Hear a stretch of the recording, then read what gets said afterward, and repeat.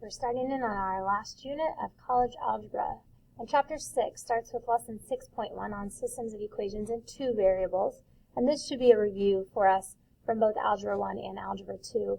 So remember that when we talk about a system of equations, we mean that there are two or more equations that we're considering simultaneously or considering together as a group or in a set. You'll even see the set notation bracket used.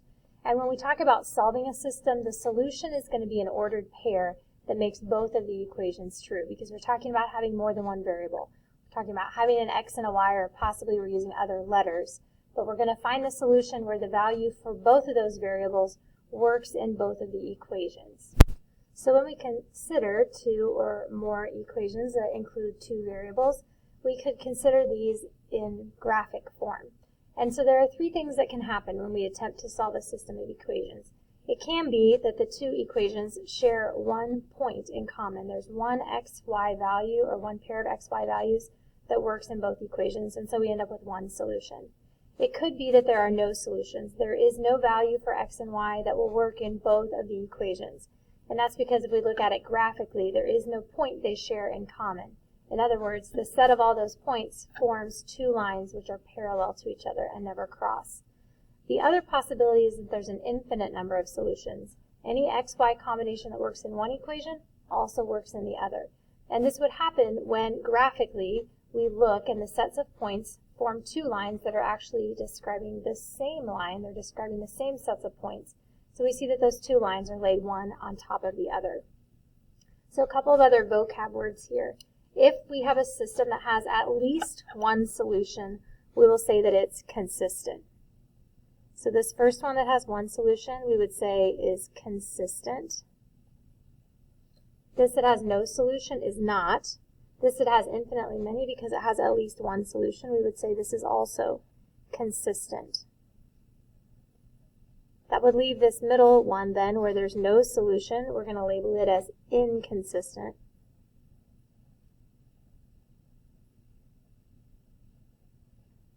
And again, what we mean by consistent is there's at least one solution.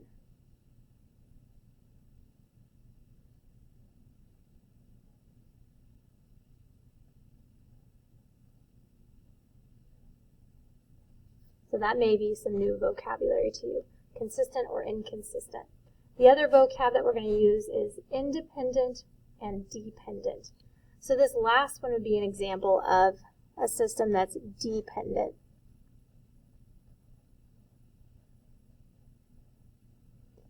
And if we say that it's dependent, we're saying that it represents the same line. So it's not that I have two independent, two separate lines. I'm actually describing the same line in both of my equations. So if it's dependent, that happens when the equations represent the same line or the same set of solutions.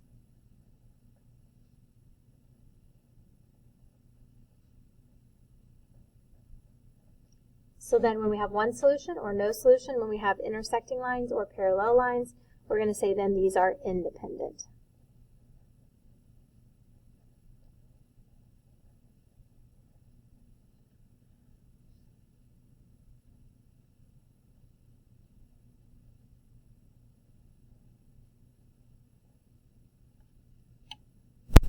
Let's look then at some methods that we can use to solve a system of equations in two variables. So the first method would be by graphing. So if I wanted to solve this system, I'm going to graph both of these lines on the same coordinate plane. Since they're in standard form, it'd probably be easiest to find their intercepts. So when y is 0, x is 5. When x is 0, y is negative 5. So there's that first line.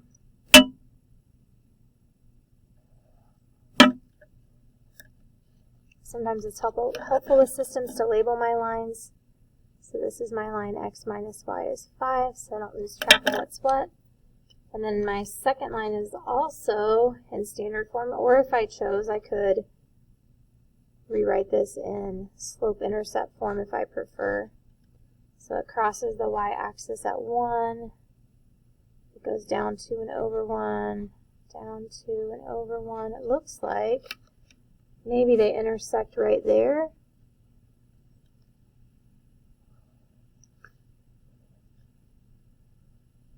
So this, if I use my original equation, was 2x plus 1y is 1. So it would appear to me that they cross at the point 2, negative 3. And so if I'm solving, that's what I'm going to say my solution is. If I'm graphing by hand or if I'm solving with another method, it was always a good idea to check my solution. So double check that 2 minus negative 3 is 5, and it is. And 2 times 2 plus negative 3 is 1, and so it looks like that checks out. Now in reality, I'm probably rarely graphing by hand because I have access to things like my Desmos graphing calculator. So again, if I just graphed both of these lines, both of these equations on the same coordinate plane, I'm looking then for that point of intersection, so it looks like the solution is still 2, negative 3. Graphing has some limitations. If I get solutions that are not nice, perfect whole numbers, or decimals that I recognize as terminating, or things like 0.3 repeating that I recognize as equivalent to 1/3, sometimes graphing is going to make it difficult for me to find exact solutions. So we need some other algebraic methods to help us be sure we can always find the exact solution to a system. So one of those methods we've learned is to solve by substitution. So I'm going to solve the same system here. So I'm looking for this same point of intersection, the same solution. This time I'm going to use the substitution method. So the substitution method says if I know what one of the variables is equal to, then I can substitute that value into the other equation. So at this point, neither of my equations says x equals or y equals. So I don't know, I can't say for sure x is equal to this or y is equal to that. However, both of these equations could pretty easily be solved for one variable or the other. I think I'm going to choose this first equation. And I'm just going to add y to both sides here so that I now know x is equal to y plus 5 or 5 plus y. So now I'm able to make a substitution. So since I know that x is the same thing as 5 plus y, then when I see an x in my other equation, I should be able to make a substitution here. So that I can now say that 2 times 5 plus y, since 5 plus y is the same thing or is equivalent to x, 2 times 5 plus y should equal 1. And now I have an equation that's written in one variable, and so I'm able to solve. So go ahead and distribute here. Combine my like terms. Subtract 10 from both sides. So it looks like y is negative 3, and since we've solved this with another method, I can double check that that matches what I was expecting. And then remember that anytime I'm solving a system, I'm working in two variables, so I need values for both variables in my solution. So if y is negative 3, I'm going to choose one of these two equations then to help me find x. I think I'll substitute into this first equation. So I'm going to choose this equation. I'm going to replace y with what I know or what I believe y is equal to. So this would really be x plus 3. So subtract 3, x should be 2. And again, algebraically, I found this same solution using the substitution method. The third method that we've learned to work with is called elimination. And the idea is that we're going to try to eliminate one of the variables so that we can solve an equation in just a single variable. And we're going to do that using what's sometimes called linear combination, combining the two lines, adding the two equations together, with the goal being to eliminate, get rid of one variable or the other. And so what we're doing is combining. We're adding the two equations together. And we can do that because both sides of the equation are equivalent. They may be written differently, they may look different, but this equal sign says they really have the same value. So if I add 2x plus y on one side and I add 2 on the other, I really am adding the same value to both sides of the equation. So this third example here that we're looking at is set up perfectly for elimination. Because if you notice, I have a positive y and a negative y. So when I combine those, that would eliminate, that would give me 0 y's and leave you with only an equation that includes x's. Often with this elimination method, we're going to draw a line here to help us remember that what we're doing is adding these two together. I even have seen people add in a plus sign here to remind themselves that's what we're doing. We're combining these two, we're adding them together. So 2x plus another x gives me 3x. positive y and negative y, when I combine them, gives me 0 y's. If I need to see this plus a 0, I can certainly write it there, but I don't need it.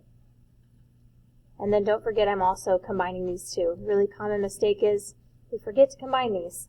So that leaves me now with an equation in only one variable, so I can solve 3x equals 9 and find an x value of 3. And then just like any other method I would use for solving a system, I need both an x and a y value for my solution. So I'm going to go back to one of my original equations here and plug in this x value.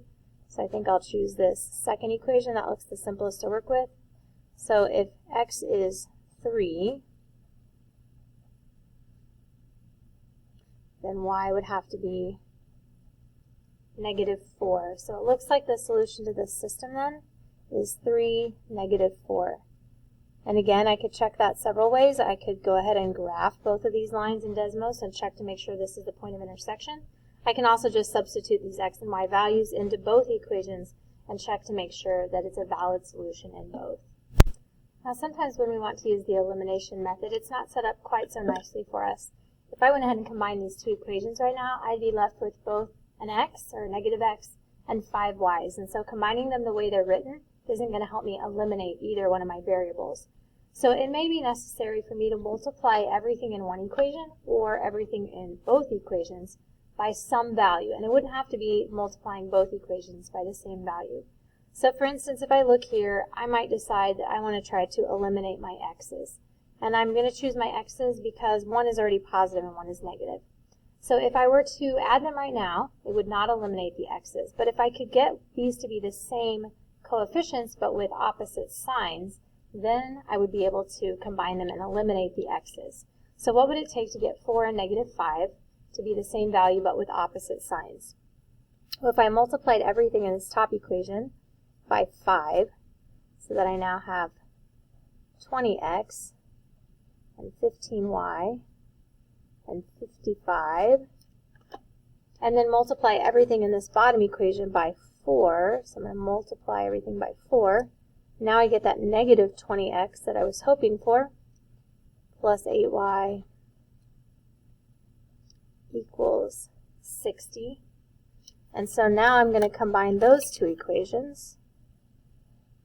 That'll leave me with no x's. That'll leave me with 23 y's. And when I combine my constants, I get 115. And 115 divided by 23 is 5. So there's my y value. Again, I need an x and a y. I'm going to go back to one of these original equations because they're smaller coefficients to work with. So I think I'm going to choose to substitute into this first equation. So if y is 5, then this would be 4x plus 15. So then 4x would equal -4. So then x would be -1. So my solution then would be -1, 5. I can check by plugging x and y into both equations or graphing to make sure that's where they intersect. Last thing then here, let's look at two more that are set up. Both are standard form equations, so they work well for elimination. And let's just see what happens when we try to solve. So it would make sense to maybe multiply this top equation by 2 to give me 2x, and now I would have -6y. I'll keep my bottom equation the same. And so when I combine, notice what happens here. I've eliminated both the x's and the y's, which means this side of the equation is 0. Here, this side of the equation is 7. I jumped us ahead. Now we're ready to combine this one. And again, I've made my y's have opposite signs, but my x's also have opposite signs. Here, though, I ended up with 0 equals 0. So two different things are happening. Here I'm getting an untrue statement, which tells me there are actually no solutions. And here I'm getting a true statement, which says there are actually infinite number of solutions. So 5a represents two parallel lines that never intersect. 5b, system 5b, represents two lines that are actually one right on top of the other. So there are infinitely many solutions.